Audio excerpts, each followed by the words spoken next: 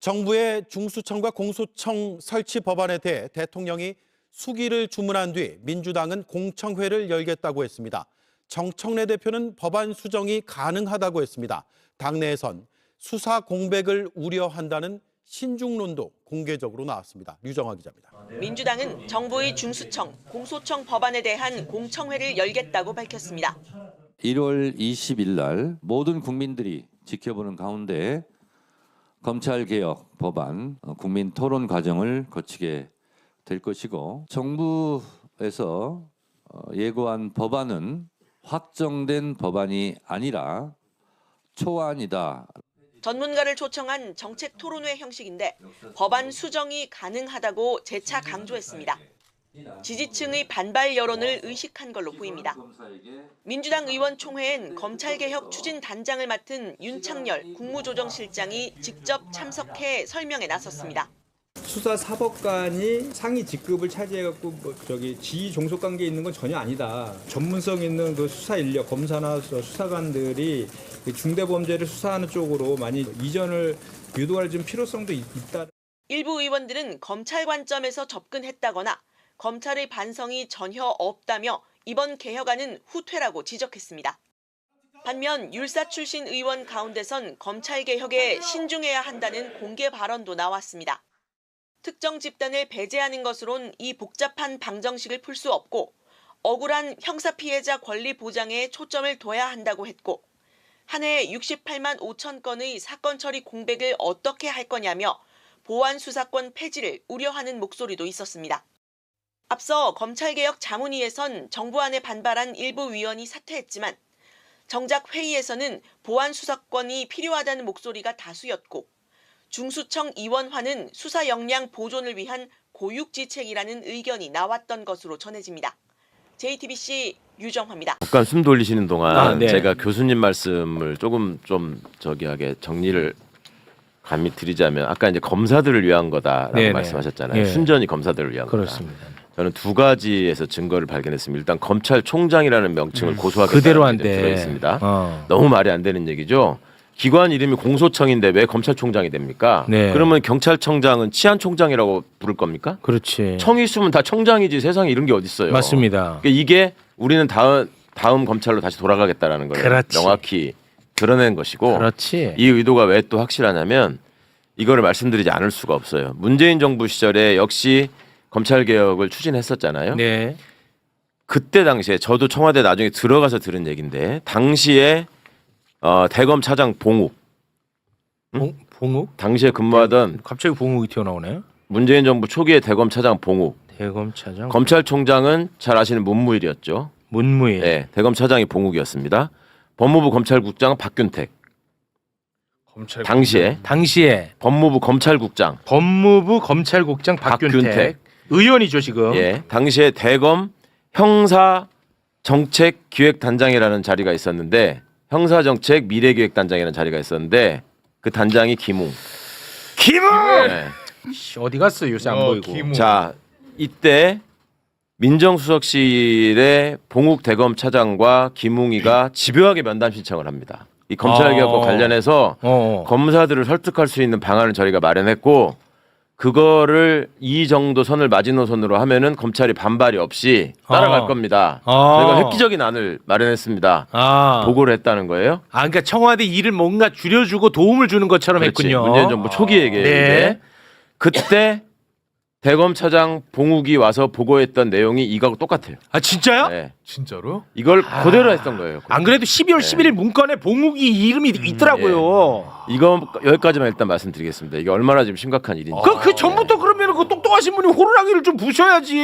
계속 얘기했어요. 이게 민정수석과 민정비서관이 아이고. 검찰 출신일 때 무슨 일이 생길 수 있는지 계속 말씀드렸고, 중간중간에 이 얘기가 있을 때마다 정부에서 총리실 총리 주도로 각 부처의 의견을 수렴해서 잘 가고 있으니까 일단 믿고 기다려라라는 말을 믿었죠. 자, 일단 지금 청와대에 근무하는 민정수석 약간 씹었거든요. 그런데 지금 청와대 저도 잠깐 그러고 나서 고개를 돌려보니까 어떡하냐. 난 모릅니다. 네. 뭐 상황이 이렇게 된 거지. 뭐 내가 뭐 이렇게 뭐 기획한 거 아닙니다. 자, 청와대 정무비서관 네.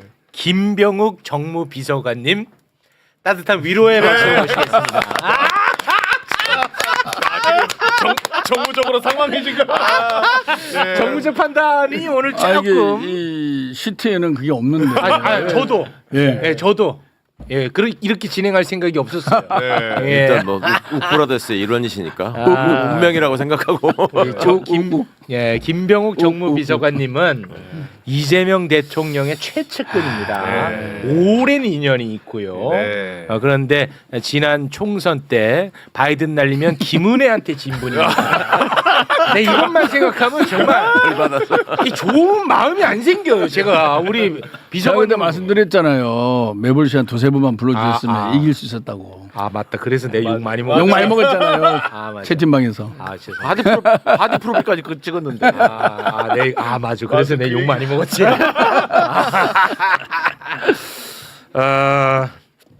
우리 정무비서관님 네. 검찰 개혁 관련해 가지고 뭐 저희가 이야기를 짧게만 할게요. 이 얘기는. 네. 대통령이 또 관련해서 입장을 냈고 김민석 총리도 입장을 냈는데 그 입장 낸 것부터 일단 잠깐 좀 보고 가겠습니다. 일단 이재명 대통령의 입장이죠. 네, 검찰 개혁 및 보안 수사권과 관련해서 당에서 충분한 논의와 숙의가 이루어지고 정부는 그 의견을 수렴하라. 이렇게 이제 이재명 대통령이 입장을 냈고요. 네. 그리고 김민석 총리도 SNS에 글을 올렸습니다. 네, 보안 수사권에 대해서는 그동안 일관되게 폐지가 원칙임을 밝혀왔다. 중수청, 공소청 법안은 입법 예고 기간 동안 당과 국회에서 충분히 논의가 될 것이고 정부는 적극적으로 수렴할 것입니다. 네. 네. 우리가 이제 걱정했던 굉장히 큰 쟁점 중에 하나가 보안 수사권 문제인데 네. 김민석 총리가 그동안에 정부 관계자 중에 가장 분명하게 표현을 했어요. 보안 수사권 폐지가 원칙이다. 굉장히 분명하게 얘기를 했습니다. 네. 그런데 이것과 관련해서 오늘 기자들이 정성호 장관에게 또 물어봤습니다. 네. 보안 수사권 관련해 가지고 총리가 폐지가 원칙이라고 얘기를 했는데 어떤 입장이냐고 물어봤어요. 출근길에? 출근길을 물어봐 버렸어. 네. 뭐라고 답을 했을까요? 함께 보시죠. 이번 공소청 법안에는 보안 수사에 관련된 조항이 단 하나도 없어요. 갑자기 뭐 보안 수사 문제가 쟁점이 됐는데 지금은 뭐 공소청과 중수청을 어떻게 조직하고 일단 출범 준비를 해야 되니까 이런 게 쟁점이에요. 국무총리가 뭐 보안 수사권 폐지가 원칙이다 뭐 이렇게 좀 말씀하시기도 했는데 뭐 그 취지는 뭐 총리가 어떤 뜻으로 제가 말씀드린 잘 모르겠고요. 다만 뭐 어떤 게 선이고 어떤 게 악이라기보다도 대통령께서 출국하시면서 수기를 했으면 좋겠다. 네, 좀 심사숙고하면서 여러 의견들을 잘 들어갖고 논의해달라고 하는 취지에 말씀하셨기 때문에 이제 뭐 국회에서 뭐 우리 당뿐만 아니라 어떤 게 국민을 위한 가장 좋은 제도인지 이런 건 이제 논의를 좀 잘 해봐야겠죠. 네. 야, 총리와 장관의 온도 차가 굉장히 뭔가 커 보이거든요. 저는 그렇거든요. 일단 네. 그 대통령이 그 정상회담을 위해서 순방 중이신데 저런 메시지를 내셨다라고 하는 거는 이 상황이 되게 중대하다고 지금 인식하고 계시는 거라고 생각하고 대통령 입장에서요? 예, 그리고 이 정부 제출 법안에 대해서는 충분한 논의와 수정이 필요하다라는 의견이 담겨 있다고 느낍니다. 네. 총리가 말씀하신 거에서 제가 좀 불만이 있는데 보안 수사권은 폐지가 원칙이다라고 얘기를 했어요. 보안 수사권은 폐지되어야 합니다가 아니에요. 폐지가 원칙이라고 했어요. 폐지가 원칙이라는 얘기는 아니 당연히 원칙이지 그러면 그동안에 여기에 따라붙을 수 있는 말이 모든 원칙에는 예외가 있습니다라는 말이 따라붙지 않기를 바랍니다. 네. 그렇게 해석이 되나? 그리고 그동안에 수기를 총리를 중심으로 하라고 했잖아요. 그전에도 네. 말씀했어요 대통령이. 네. 네. 그걸 지금 와가지고 또 수기하겠다. 누구랑 수기할 건데? 수기를 위해서 자문위원회도 만들어 놓고 그 검찰개혁 추진단에 다 있었잖아요. 그분들이 지금 줄줄이 얘기하잖아요. 우리한테 한마디 상의도 없이 우리가 낸 의견도 아닌데 이렇게 발표해버렸더라. 그리고 사퇴하잖아요. 네. 이거 어떻게 수정할 수 있을지 왜 이런 일이 생겼는지 저는 그 설명을 꼭 들어야 된다고 생각해요. 네, 방금 말씀하신 부분만 잠깐 좀 짚고 넘어가도록 하겠습니다. 네. 검찰개혁 추진단에서 이 정부 법안을 넘기지 않았습니까? 근데 검찰개혁 추진단 자문위원들이 크게 반발을 하고 있습니다. 총 16명 중에 6명이 이제 반발하면서 사의를 표했는데 일단 반발 내용 잠깐 짧게 몇 가지만 좀 볼까요? 네, 서보학 교수 같은 경우는 정부가 발표한 법안 내용은 자문위 의견이 거의 반영되지 않았다. 네. 앞으로 자문위가 보안 수사권 논의를 이어갈 텐데 이런 식으로 운영되는 건 큰 의미가 없다. 이런 입장을 밝혔고요. 김필성 변호사도 지금 나온 안은 개혁 추진단 자문위와는 아무 상관이 없다. 이대로 가면 검찰은 개혁은커녕 오히려 더 강한 권력을 쥐게 될 것이다. 네, 이렇게 얘기를 했습니다. 아, 우리 최강욱 변호사가 생각보다 좀 발언이 세네. 내가 생각했던 것보다는 너무 세갖고 제 옆에서 막 열기가 막 내가 굉장히 좀 다운을 해야 될 것 같아. 우리 청와대 정무비서관님, 네. 지금 총리의 메시지와 법무부 장관의 메시지에는 온도차가 분명히 있어 보이는데요. 우리 정무적으로 정무비서관님이 정리를 좀 한번 해주시죠. 사실 뭐 우리가 검찰 개혁에 있어서 빼놓지 않고 생각해야 될 게 과거 노무현 대통령과 검사와의 대화일 겁니다. 그 전에 이제 강금실 장관을 법무부 장관이 임명하고 그렇습니다. 검찰의 인사에 있어서 기수를 파괴하고 그런 인사에 대해서 검찰들이 반발했잖아요. 그랬죠. 그래서 노무현 대통령이 아니 이건 대통령의 고유 인사권인데 왜 검찰이 이러지 그러면서 그렇지만 대화를 하자. 그리고 이 검찰과의 대화가 아닌 국민과의 대화를 아마 그게 대통령이 국민과 대화의 생중계를 한 첫 케이스는 아니겠지만 국민과의 대화를 생중계한 거 아니겠습니까? 그 정도로 검찰 내부에 강고한 카르텔이라고 표현할까요? 기득권이 있는 거죠. 그렇습니다. 그걸 대통령도 깨기 힘드니까 국민과 함께 논의하는 구조를 만들었던 거 아닙니까? 저는 이 검찰 문제를 생각할 때마다 그 장면이 떠올라요. 그만큼 어려운 과제인 거죠. 어려운 과제입니다. 어렵죠. 지금 이제 정성호 장관님하고 김인수 총리께서 말씀하셨는데 사실 이게 작년 8월에 정청래 지도부와 대통령과 청와대 만찬에서 이루어진 합의 내용이 있습니다. 왜냐하면은 수사와 기소는 완전히 분리한다. 그리고 이번 정기국회 정부조직법 개정할 때 검찰청을 폐지하고 수사와 분리를 반영한다. 그리고 보안수사권을 비롯한 뭐 그건 아니었지만 나머지는 정부가 안을 만들어서 국회에 제출하면 국회가 심의를 통해서 통과시킨다. 이게 이제 그때 합의된 큰 그 로드맵이에요. 그렇습니다. 아마 정성호 장관님은 그 로드맵을 말씀하시는 것 같고, 국무총리님은 그때 그 로드맵이지만 지금 지지자들의 검찰개혁에 대한 열망이 너무 뜨거우니 좀 더 우리가 진지하게 전향적으로 검토해야 되는 거 아니냐 그런 말씀을 한 것 같습니다. 그러니까 크게 보면 다를 수 있는데 또 다른 면에서 보면 뭐 같은 사안을 두고 약간의 두루뭉술한 장점을 쓰시는데 제가 그거 하나 그럼 여쭤볼게요. 뭐 정무비서관님이 아실지 모르실지는 제가 잘 모르겠습니다만 사실 이분 분야는 저희 수석실 소관은 아니죠. 아니죠. 그래서 답을 안 하셔도 되고 뭐 제가 궁금해서 여쭤보는 건데 정성호 법무부 장관은 공소청에 보안 수사권을 둬야 된다는 생각을 갖고 있는 건 맞아요? 아니면은 그런 생각도 없고 지금 줄지 말지 그거를 좀 같이 이야기하자는 입장이에요.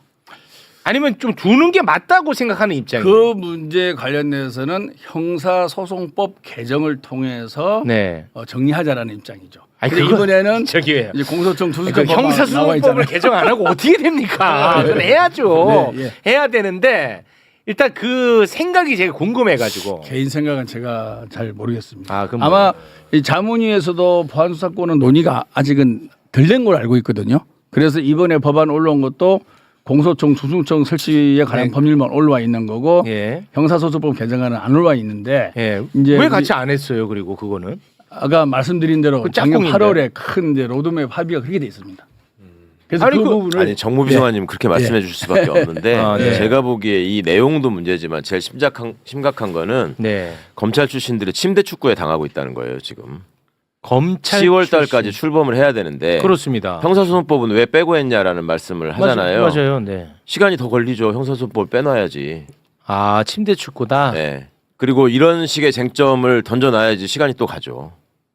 이거를 저는 걱정해야 된다고 봐요 지금. 자, 그러면은 침대 축구라면 침대 축구로 얻고 싶은 건 뭐예요? 이게 지연되면은 바로 이제 선거 오잖아요. 예, 지방선거 6월에. 네, 지방선거 전까지 선거가 가까우면 가까워질수록 당에서는 관심이 떨어지거든요. 선거에 집중해야 돼요. 뭐 그건 맞겠죠. 그러면 국회 논의도 지연된다고요. 네. 그게 1차적인 목표고. 아니 그럼 검찰청 폐지법 네. 이미 그거 다 의결까지 끝난 건데 네. 그 10월에 그 시행해야 됩니다. 그렇죠. 그런데 무조건 이거 시행해야 만약에 돼요. 정리 안 되면은 그 법도 이제 다시 바꿔야 돼요. 그렇죠.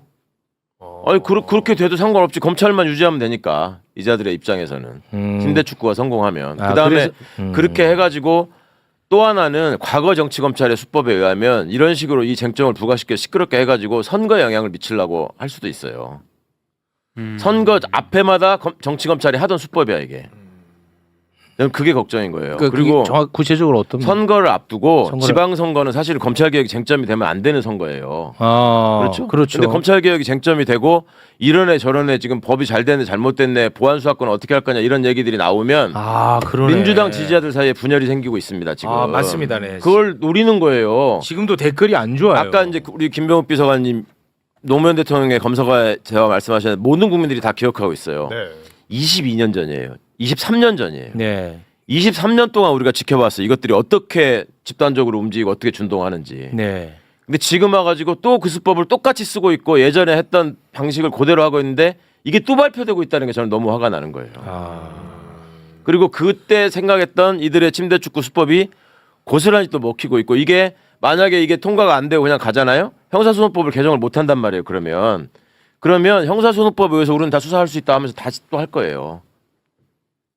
실제로 지금 형사소송법에는 보안 수사권을 그럼 다 할 수 있다니까. 들어가 네, 있으니까 네. 지금 할 수 있게끔 되어 있어요. 그래서 처음에 이걸 구성됐을 때부터 자문위원들도 마찬가지고 바깥에서도 형사소송법 개정을 같이 논의해야 된다라는 얘기를 계속 했었습니다. 안 한 게 아니에요. 실제로 우리 변호사님 말씀처럼 댓글에서도 의견이 막 분분하고 맞아요. 예, 시끄러워.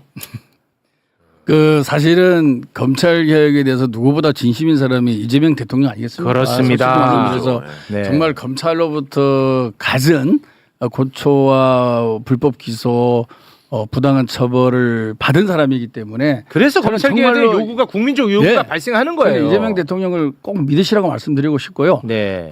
방금 말씀하신 대로 이제 국회 공이 넘어갔습니다. 국회에서 수기를 해서 논의를 해서 결과를 가져오면은 정부는 수렴하라고 명령을 하신 거 아니겠습니까? 지시했죠. 예, 그렇기 때문에 국회에서 진지하게 네. 함께 논의를 하고 공론의 장을 만들어 나가서 좋은 결론을 만들어 오면 대통령 지시대로 네. 그 방안대로 검찰 개혁이 이루어지리라고 확신하고 있습니다. 네.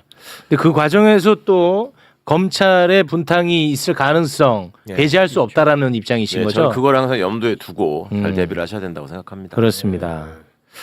검찰의 분탕질 이 염두에 둬야 된다는 거야. 네, 당을 대표해서 또 나와 주셨는데요. 당청 간에 지금 이견이 있나요? 이견 전혀 없고. 지금 당을 대통령께서도- 대표해서 나오셨습니다. 네, 사실 저도 저쪽에 앉고 싶은 심정인데. 근데 이제 어제 당 대표께서도 여기서 말씀하셨잖아요. 네. 어쨌든 의견 수렴하실 거라고 하셨고 지금 우리 최강욱 변호사님께서 말씀하셨던 부분에서 아쉬운 점은 저는 이제 법안 소위에서 있던 것들에서 그대로 다 담아가지고 저는 애초 기다렸던 만큼 또 저희가 추진을 잘했으면 좋겠습니다. 내일 당에서 이제 정책 요청이 있을 예정으로 알고 있습니다. 그리고 나서 이제 법사위원들도 모여서 논의를 하고 또 뭐 정부 관계자를 초청해서 얘기도 듣고 많은 이 공론화 과정을 거치고 아마 수기된 내용이 검찰 개혁의 진정한 방향대로 잘 가지 않을까 네. 기대하고 있습니다. 믿습니다. 뭐 네. 국회에 잘 논의되기를 믿는데 걱정이 그런 거예요. 지난번에 연판장 돌리고 뭐라고 또 준동할 때 형사 포기했다고 검사들. 네. 그럴 때 과거에 보안수사권 그래도 좀 남겨주는 게 맞는 거 아니야라고 얘기했던 사람들이 있죠. 당내에도 있고 당 바깥에도 있고 많이 있었어요. 네. 민주당 지지자들 중에서 네. 혹은 민주당 소속원들 중에서. 근데 그렇게 준동하는 걸 보면서 야 이것들은 진짜 안 되겠다. 하나의 여지도 남기면 안 되겠다. 그거를 반드시 파고 들어와서 또 이용할 거다라고 다 얘기했어요. 네. 그래서 보안수사권 얘기는 소멸된 걸로 믿었거든. 그 뒤로 또 슬며시 또 얘기하잖아. 이게 얼마나 끈질기고 집요한지를 아셔야 됩니다. 이게 옛날부터 공무원들 사이에 자기들끼리 통용되는 그 은어가 몇 개 있는데 개인과 관련해서는 쪽팔림은 순간이고 자리는 영원하다. 아부가 능사다라는 말을 개인적으로 하고요. 조직적으로 검찰이 했던 얘기는 뭐냐면 정권은 순간이고 검찰은 영원하다라는 말이었어요. 왜 그거를 위해서 이 사람들이 중단하고 포기할 거라고 생각하십니까? 절대 포기 안 합니다. 이게 그동안에 누려왔던 지네들의 혜택과 기득권이 얼만큼인데 돈으로 따져도 이게 얼마인데 그걸 쉽게 포기하겠습니까? 네. 근데 제가 느끼는 이 당 안에 밖에서는 이번에 그 개정안 때문에 오히려 보안 수사권은 반드시 폐지해야 된다는 여론이 엄청 강해졌어요. 아 그렇습니다. 네, 조금 이제 지켜보자로 하셨던 분들도 이 안을 좀 보면서 안 되겠는데 보안 오히려 수사권은 시민들과 확실히. 당원들의 경각심이 확 올라왔어요. 네. 진짜. 그래서 오히려 제가 봤을 때는 그런 얘기를 이제 꺼내면 더 몰릴 거라고 생각합니다. 네. 그 요거만 하나 좀 여쭤볼게요. 우리 네 분에게 다 공의 질문을 좀 드리겠습니다. 요거까지만 하겠습니다. 검찰 개혁 이슈는. 네. 죄송합니다. 그 중수청 뭐 예를 들어 뭐 경찰이라고 말할 수도 있고 중수청이라고도 말할 수 있고 이들의 이제 과잉 수사 같은 경우는 이제 구대 범죄를 수사하게 되면은 이들도 이제 견제 받아야 되거든요. 그렇죠. 과잉 수사 같은 경우에는 공소청의 영장 청구권이나 기소권으로 견제가 됩니다. 과잉 수사는. 그러니까 요 얘기는 뭐 할 필요가 없어. 과잉 수사는 견제가 되고. 견제가 완전히 되지. 네. 자, 그런데 중수청과 경찰의 부실 수사 문제가 남게 되거든요. 네. 예를 들어서 자기 편이라고 생각할 때 덮어주는 경우 부실 수사. 네. 이거에 대한 견제, 박은정 의원 같은 경우에는 이제 킥스로 검찰이 들여다보면 된다라는 주장을 하고 있는 것이고 이 견제를 보안 수사권으로 해야 된다라는 주장이거든. 봉욱 뭐 이런 사람들은. 그러면 그 부실 수사에 대한 견제는 어떤 제도로 막을 수가 있는 겁니까? 보안 수사로 그걸 막을 수 있다고 얘기하시는 분들의 생각은 뭐냐면 지금의 구조를 그대로 전제로 했을 때에나 조금 맞는 말이에요. 그러니까 지금처럼 검경이 완전히 따로 놀고 우리가 더 높은데 갖고 와봐 내가 검사할게 네. 이런 발상이거든요 지금. 네. 근데 지금 우리가 설계하고 있었던 수사제도 형사사법제도의 변화는 기본적으로 정치검찰이 그 주어진 막강한 권한을 활용해가지고 해왔던 그 나쁜 짓 이거를 근본적으로 뿌리 뽑자는 거에서 지금 나온 거예요. 네. 그러면 원칙적으로 그 말아먹을 가능성이 있죠. 공소청이 말아먹는 거는 저기 공수처가 수사하면 되고요.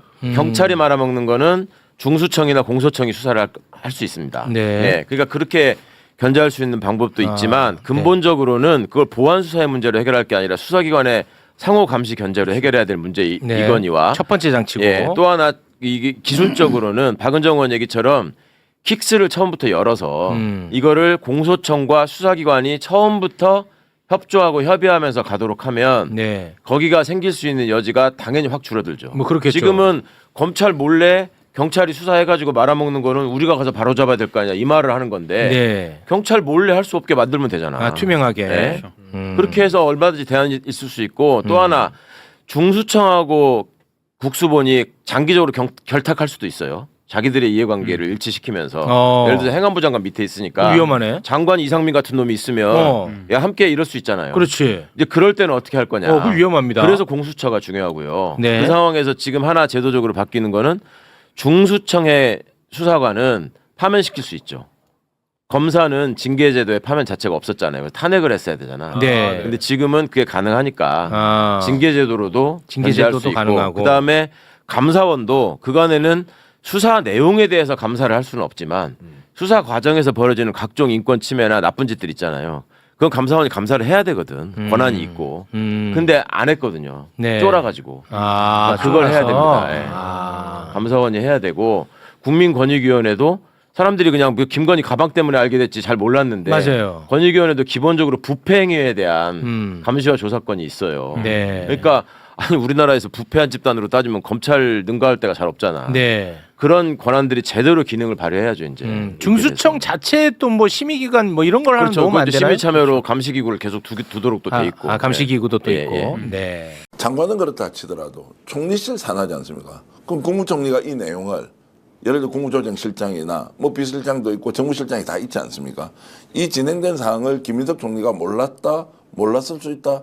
이것도 상식적으로 이해가 안 되는데 이게 이제 바깥으로 나가면 어떤 반발이 올지 몰랐을 수가 없고 무엇보다도 지금 이 개혁추진단에서 내놓는 법안이 완전히 우리로 하여금 절망을 지금 하도록 아니 이런 정부 지금 우리가 만들었던 거야?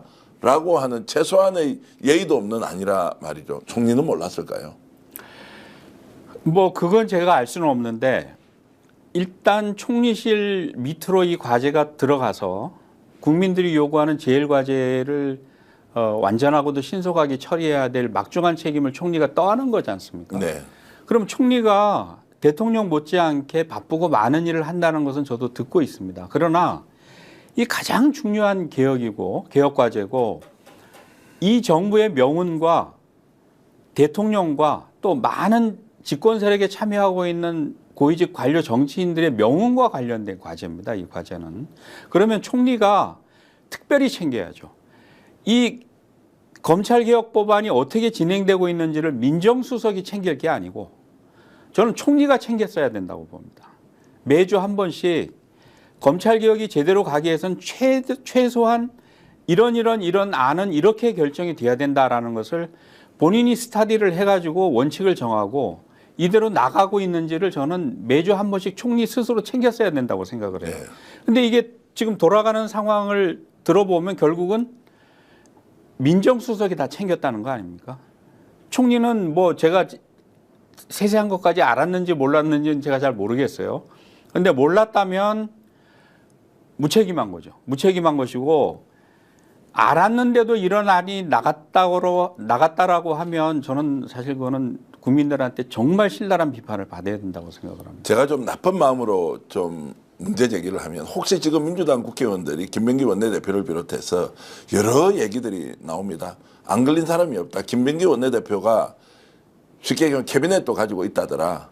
라는 이야기까지 나오니까 야 우리 정권 잡았으니까 이제 검찰 또는 중수청 어느 정도 우리가 지배력을 가지고 있고 일단 이 상태에서 유지 운영해보자. 정권 당장 바뀌는 것이 아니라 5년 동안 가는 것인데 이런 매우 위험한 사적 생각이죠. 예. 이익에 좀 이렇게 기반한 생각들을 하고 있는 건 아니냐. 그런 생각을 했을 수도 있습니다. 집단적으로 예. 이미 민주당도 국민들이 원하는 방향으로 모든 범죄 혐의는 진실을 기준으로 뭔가 책임을 다 져야 한다는 구조로 가고 있지 않습니까?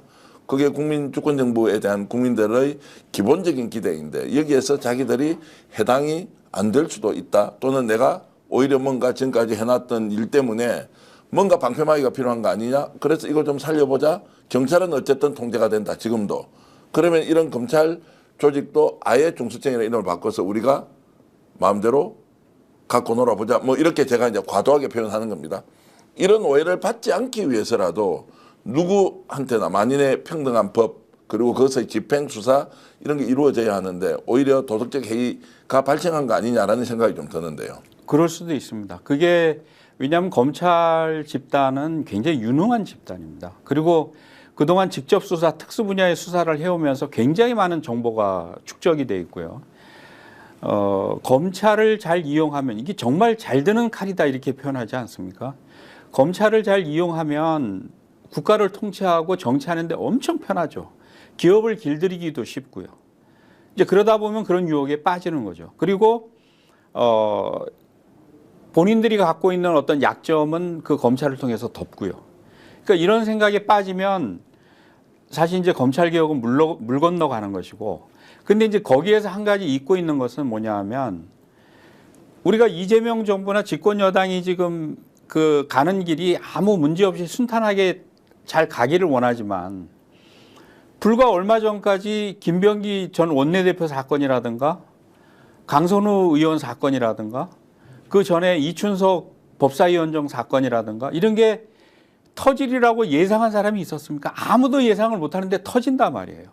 집권 세력이라 그래가지고 그 안에 모든 깨끗한 사람만 들어가 있는 게 아니거든요. 또 처음에 깨끗한 사람도 들어가가지고 권력을 주고 하다 보면 여러 가지 부패에 물들 수 있는 것이고 검찰은 그런 정보를 다 모아서 가지고 있습니다. 가지고 있다가 집권 3년 차를 넘어서 4년 차 정도 가면 이제 그 칼날이 어디를 향하느냐 하면은 바로 집권 세력을 향합니다. 지금까지 검찰의 패턴이 항상 그랬어요. 그러니까 그것도 역사적인 일종의 학습이거든요. 다 알고 있습니다. 근데 그럼에도 불구하고 나는 괜찮을 거예요. 우리 정부는 그런 위험에서 빠져나갈 수 있을 거야. 이렇게 생각하면 어리석은 거죠. 100% 그것은 다시 함정에 빠집니다. 자, 그래서 이제 문제점에 대해서도 충분히 지적했고 또 책임도 누가 져야 하는지 물론 추상적이긴 하지만 봉민적 수석과 장관 두 사람이 있고 심지어 김민석 국무총리도 이걸 제대로 못 챙겼다면 지금이라도 정확하게 이 상황을 파악해서 국민이 원하는 방향이 무엇인지 가야 한다는 정도로 하고요. 지금부터 이제 문제입니다. 어떻게 해야 됩니까? 지금 이제 정부안은 나왔고 국회에서도 지금 민주당 법사위원들 중심으로 이건 진짜 아니다. 왜 이래? 뭐 어떻게 가자는 거야? 라고 하는데 그럼 민주당은 단일 대우를 형성하면서 이 정부안 지금 받아들일 수 없습니다. 우리가 국민들이 원하는 방향으로 바꿔가겠습니다라고 현실적으로 할 수 있느냐의 문제가 있는데 국회 내부 분위기는 어떻다고 보십니까? 그러니까 이게 이제 입법 예고가 돼서 보통 2주 동안에 여러 가지 안이 이제 그 제기가 되면 정부가 다시 안을 다듬어 가지고 국회로 이제 정식으로 넘기지 않습니까? 그런데 전문가들은 적어도 이 두 개의 안은 더 이상 고쳤을 수 있는 안이 아니다. 이건 폐기를 해야 된다. 그리고 그러니까 공소청법하고 중수청법은 지난 여름부터 민주당에서 그 특위에서 거의 3개월 넘게 논의를 해서 만든 안을 가지고 있습니다. 저도 그때 그 같이 입법에 관여를 했었고요. 그래서 현재 정부가 내놓은 이 안은 폐기를 하고 민주당이 가지고 있는 그 공소청법, 중수청법을 원안으로 해서 법안을 성사시켜야 된다. 저는 그런 의견이고 많은 전문가들이 그런 지적을 하고 있습니다. 그러니까 그런 길이 없는 게 아니에요. 이게 정부가 안을 만들어 가지고 넘어오더라도 일종의 그 민주당에서 대안으로 안을 내 가지고 이걸 통과시키면 되는 거거든요. 다만 이제 말씀하신 것이 민주당 내에서 그러면 단일 대우를 형성할 수 있느냐. 저는 그 점은 사실 썩 자신이 없어요. 왜냐하면은 민주당 내에도 다양한 생각이 있지만 특히 검사 출신 율사들이 많이 있지 않습니까? 법사위에도 많이 있고.